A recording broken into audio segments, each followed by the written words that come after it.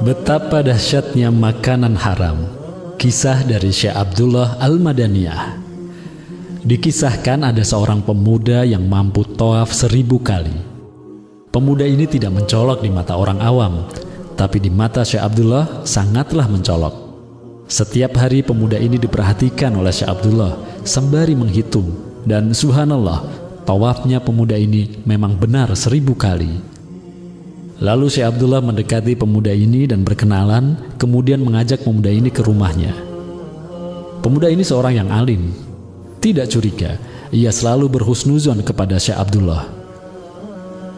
Saat di rumahnya, Syekh Abdullah menguji pemuda ini dengan menghidangkan makanan yang syubhat.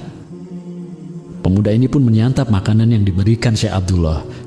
Tapi esok harinya, ketika pemuda ini mencoba tawaf, pemuda ini tidak mampu melakukan tawaf 1000 kali, melainkan hanya 150 kali saja.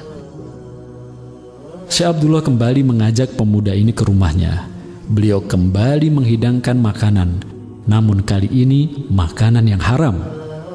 Pemuda tersebut tetap tidak merasa curiga, hanya kemudian akhlak pemuda ini merosot jauh. Ia lebih suka marah-marah, sholat pun tidak tepat waktu. Ketika pemuda ini mencoba tawaf, ia tidak mampu tawaf 1000 kali atau 150 kali. Ia hanya mampu melakukan tawaf 3 kali, dan itu pun sambil malas-malasan. Syekh Abdullah pun mendekati pemuda ini. Kali ini bukan menguji pemuda tersebut, melainkan mengobati pemuda tersebut dengan memberikan makanan yang halal.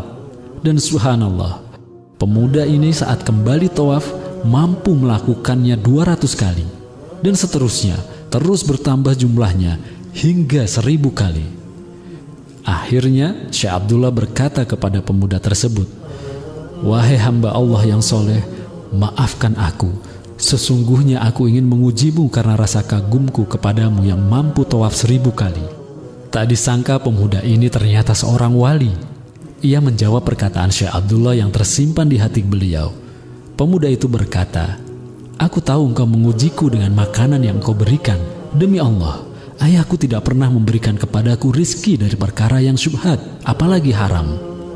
Syekh Abdullah pun tersenyum. "Wahai pemuda, kau bukan orang biasa. Apakah hanya aku yang bisa melihatmu?" Pemuda itu berkata, "Iya, hanya engkau yang bisa melihat tawafku. Karena ketika aku tawaf, waktu seakan-akan berhenti. Orang-orang baru tawaf 1 kali, sedangkan aku sudah melakukannya 100 kali. Allahumma sholli wa sallim wa barik ala sayyidina wa maulana Muhammad wa ala alihi wa sahbihi ajmain." Ingatlah, rizki yang tidak jelas asal-usulnya, yang masuk ke perut atau yang kita pakai, dapat mempengaruhi kualitas ibadah kita.